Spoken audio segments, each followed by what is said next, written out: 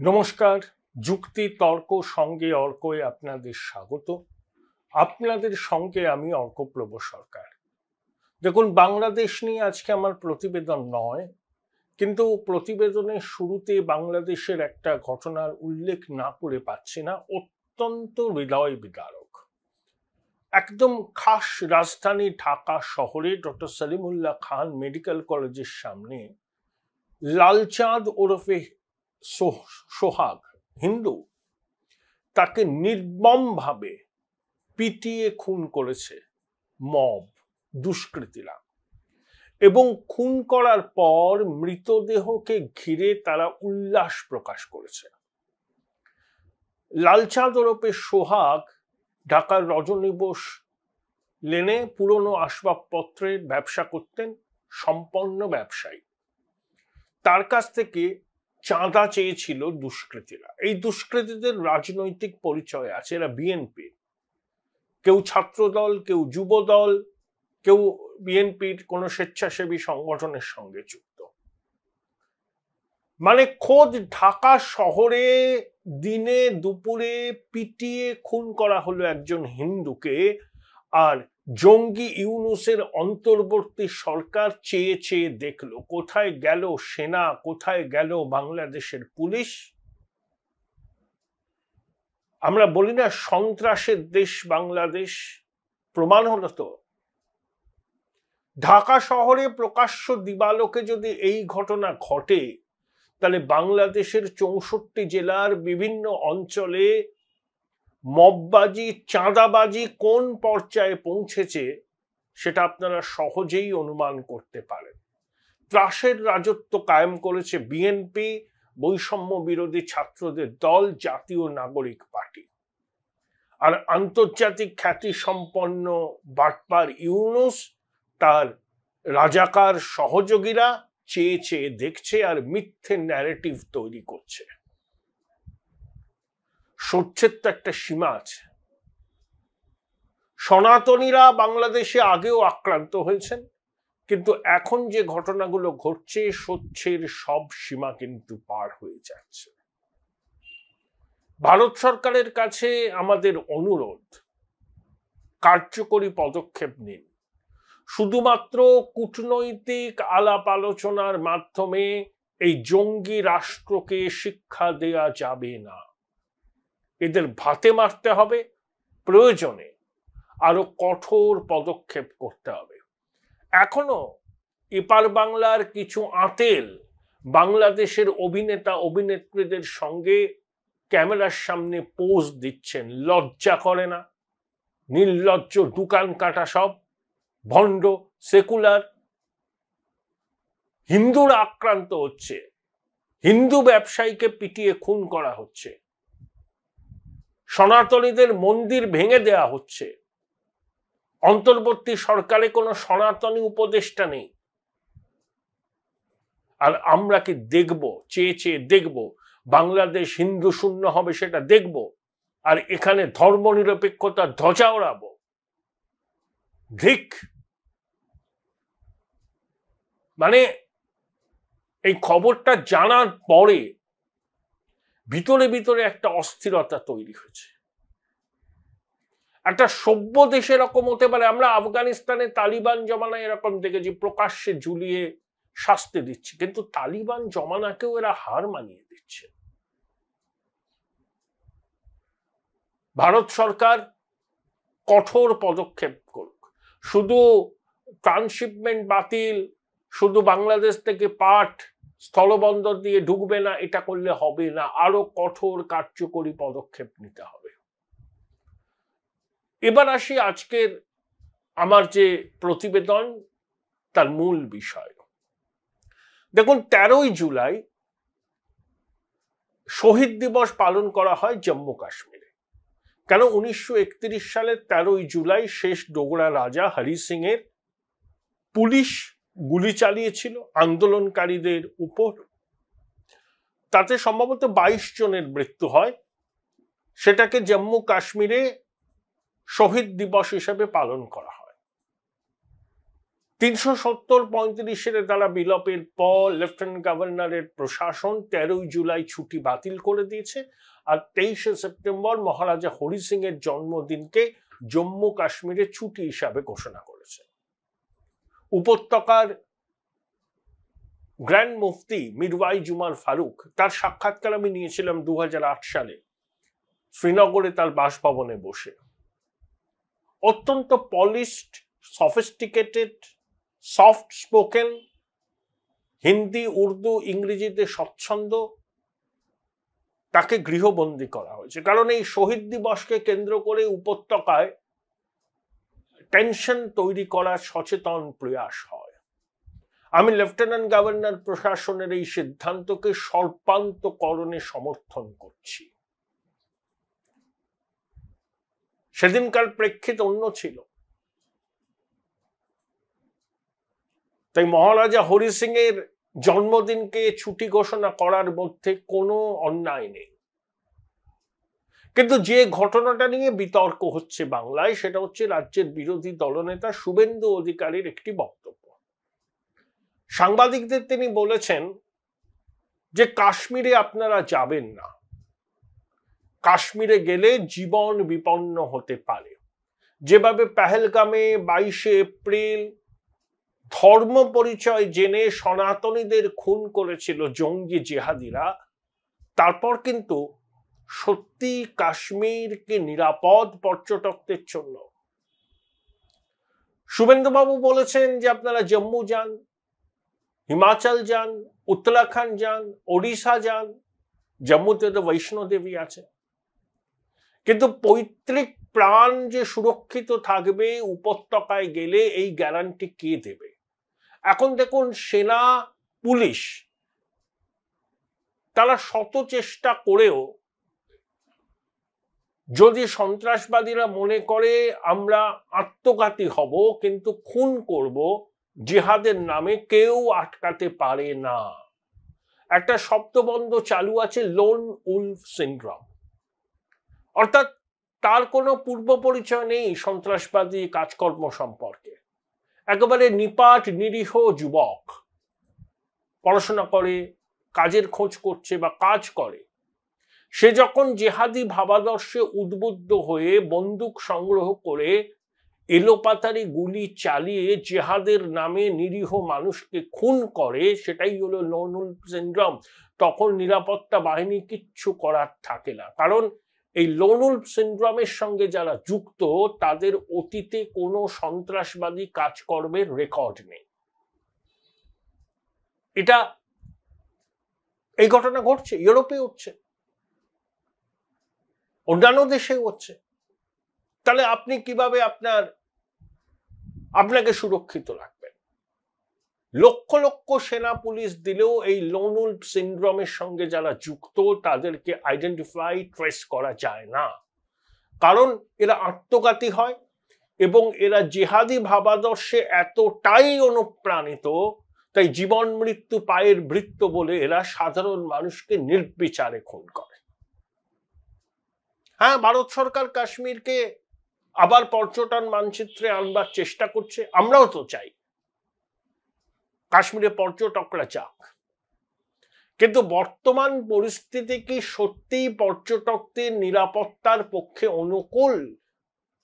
দু একদিন আগে ওমর আব্দুল্লাহ এসেছেন, নবান্নে গিয়ে মুখ্যমন্ত্রীর সঙ্গে দেখা করেছেন এবং কাশ্মীর যাতে আবার পর্যটকদের ডেস্টিনেশন হয় তার জন্য তিনি আবেদন করেছেন। তিনি জম্মু কাশ্মীরের মুখ্যমন্ত্রী, তিনি করতেই পারেন, কিন্তু বর্তমান পরিপ্রেক্ষিতে এখনো কি আতঙ্কটা কেটেছে?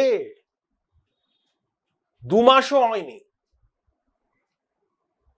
বিভিন্ন জায়গাতে এখনো সন্ত্রাসবাদীরা সীমান্তের ওপার থেকে এসে ঘাঁটি গেড়ে আছে, গভীর জঙ্গলে লুকিয়ে আছে। এবং পেহেলগামের যে ঘটনা ঘটেছিল সেটা শুধু পাকিস্তান থেকে আসা জঙ্গিরা করেনি, তাদের মদত দিয়েছে যে কাশ্মীরের স্থানীয় কিছু যুবক যারা জঙ্গি ভাবাদর্শে উদ্বুদ্ধ। তাই তো নিরাপত্তার একটা ঘাটতি থাকেই। শ্রীনগর বিমানবন্দর থেকে বিমানের ওঠানামার সংখ্যা অর্ধেক হয়ে গেছে।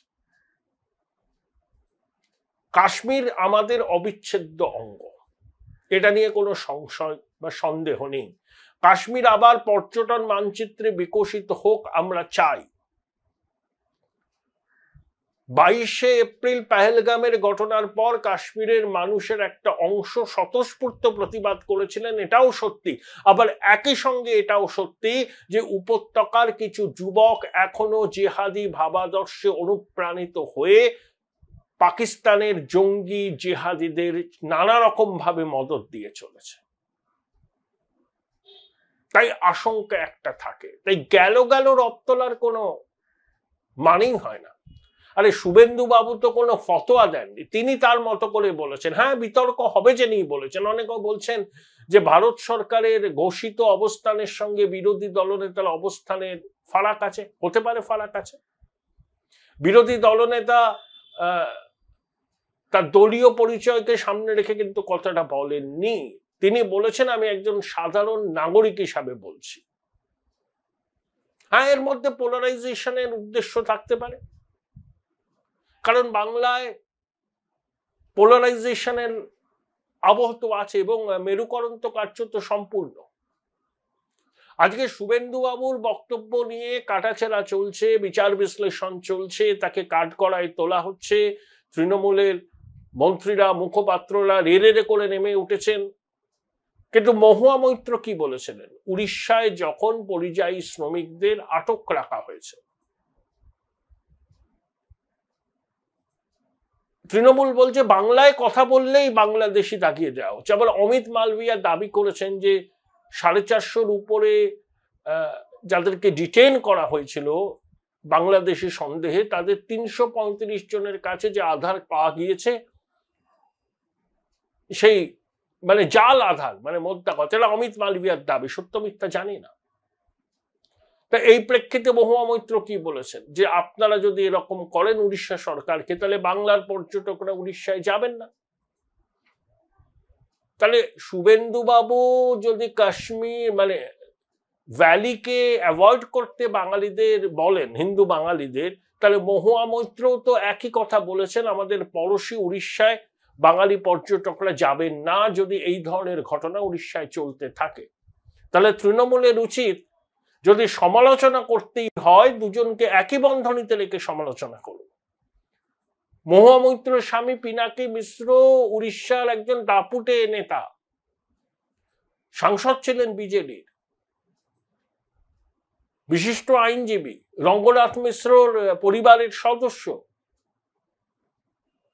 তাহলে মহুয়া মৈত্র এসব বললেন, তার যদি কোনো উদ্বেগ থাকতো তিনি পিনাকি মিশ্রকে বলতে পারতেন যে বিষয়টাকে টেক আপ করার জন্য, কিন্তু তিনি সস্তা জনপ্রিয়তা করাবার জন্য, হাততালি করাবার জন্য এই কথাগুলো বলেছেন যে তৃণমূলের ইকোসিস্টেমে তাকে ধন্য ধন্য করবে। শুভেন্দু বাবুর বক্তব্যকে নিয়ে যারা কাটাছেড়া করছেন তাদের একই রকম ভাবে মহুয়া মৈত্রের বক্তব্যকেও নিন্দা করতে হয়। তারা কি সেটা করছেন? করছেন না। এখানেই দ্বিচারিতা। দেখুন, ভারতবর্ষের 200টা জেলায় না জনবিন্যাস পাল্টে গেছে, ডেমোগ্রাফি চেঞ্জ হয়েছে। কুচবিহারে হয়েছে, কলকাতাতে হয়েছে, পশ্চিম মেদিনীপুরে হয়েছে, পশ্চিমবাংলার এরকম 7টা জেলা আছে। জনসংখ্যা বেড়েছে এবং জনবিন্যাস বদলে গেছে। তাহলে এই জনবিন্যাস রাতারাতি বদলালো কিভাবে?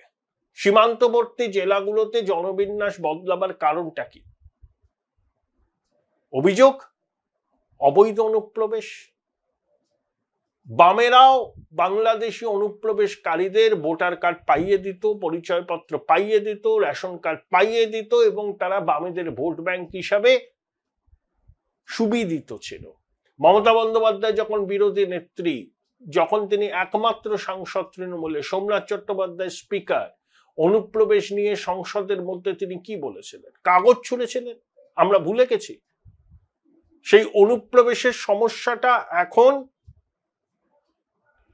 এমন পর্যায়ে পৌঁছেছে যখন পদক্ষেপ না করলে সমূহ বিপদ, জনবিন্যাস বদলে যাবে। পরিযায়ী শ্রমিক মাত্রই বাংলাদেশি নয়, আবার বাংলাদেশিরাও প্রচুর পরিমাণে পরিযায়ী শ্রমিক হিসাবে এ রাজ্য থেকে অন্যান্য রাজ্যে কাজের সূত্রে গেছেন, এটাও সত্যি। প্রপোর্শনটা ঠিক কত সেটা প্রশাসন বলতে পারবে, কিন্তু যে ন্যারেটিভ রাজ্যের শাসক দল তৈরি করছে, বাংলা ভাষায় কথা বললেই নাকি বিজেপি শাসিত রাজ্যে বাংলাদেশি হিসাবে দেখে দেওয়া হচ্ছে, ব্যাপারটা কিন্তু তা নয়। বহু বাংলাভাষী ছেলে মেয়ে বাইরের রাজ্যে কাজ করে, বিজেপি শাসিত রাজ্যে কাজ করে, তারা কিন্তু কোনো রকম বৈষম্যের মুখে পড়ে না।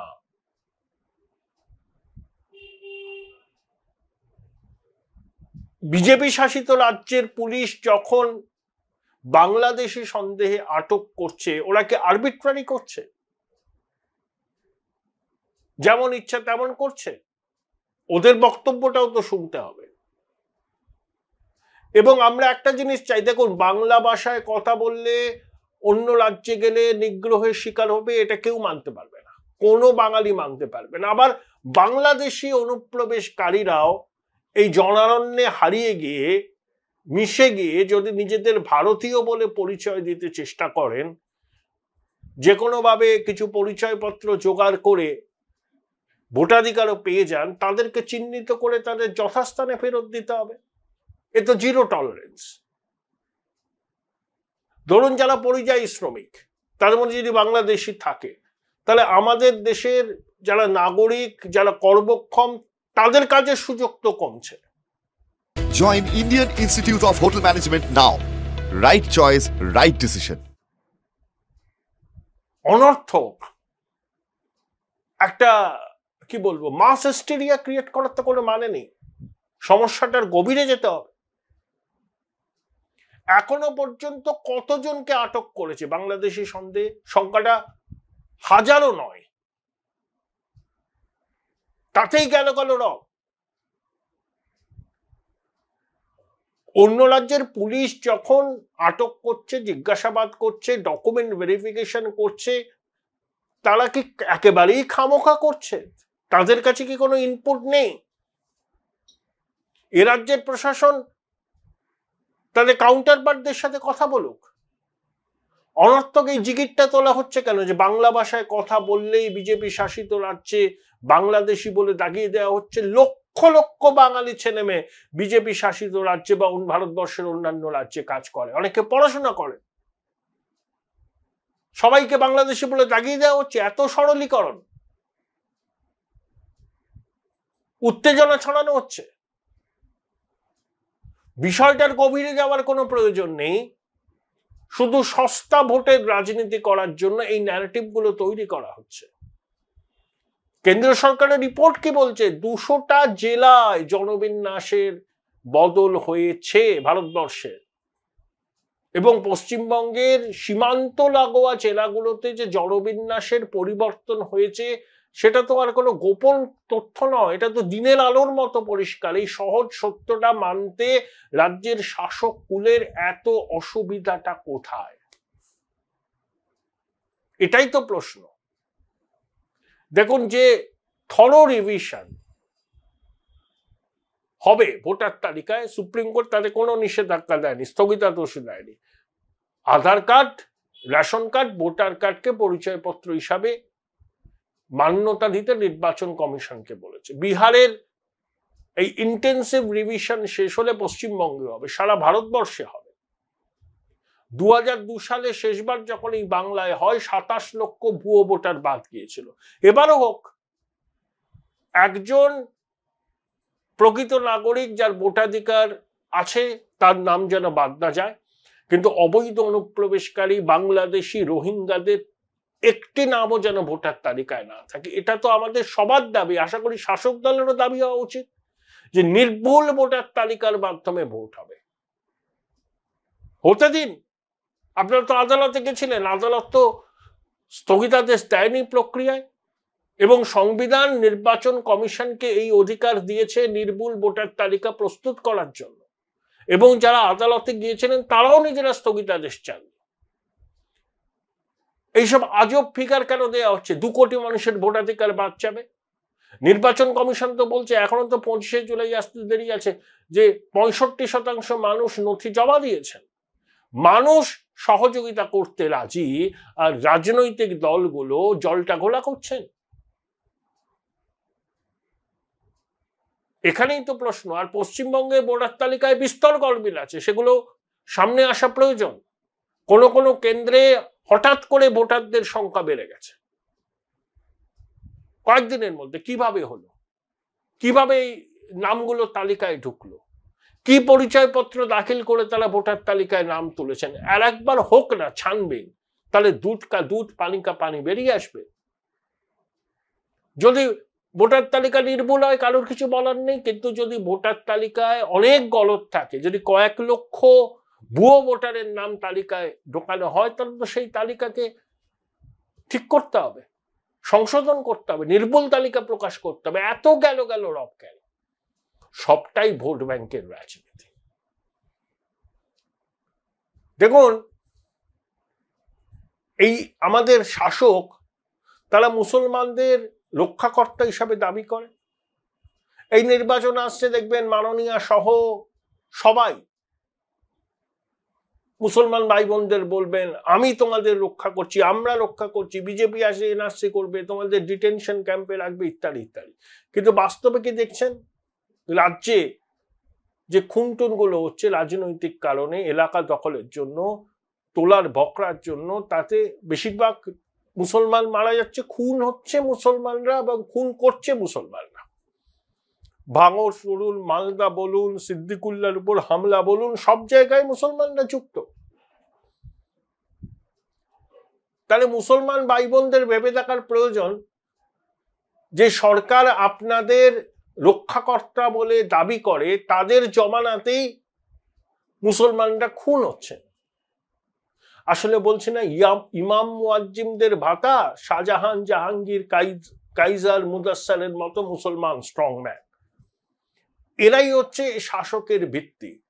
আপনি ওই ডেপুটি রেজিস্ট্রার ছিলেন আরজি করে, তারপরে বহরমপুরে বদলি হন আতাহার আলী, যিনি দুর্নীতির বিরুদ্ধে লাগাতার সরব হয়েছিলেন। তার কথা কিন্তু কানে তোলে না পাওয়ার্স দ্যাট বি এট নবান্ন।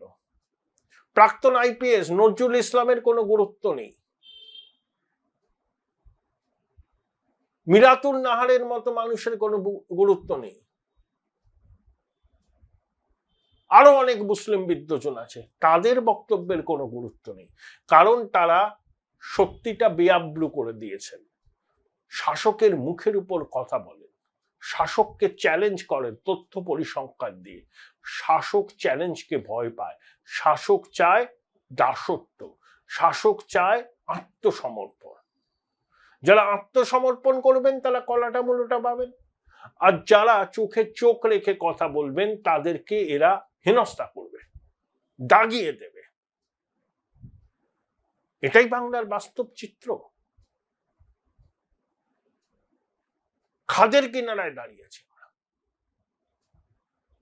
এখনো যারা জেগে ঘুমোচ্ছেন বলার নেই কিছু, কিন্তু পরবর্তী প্রজন্মের কথা ভাবুন,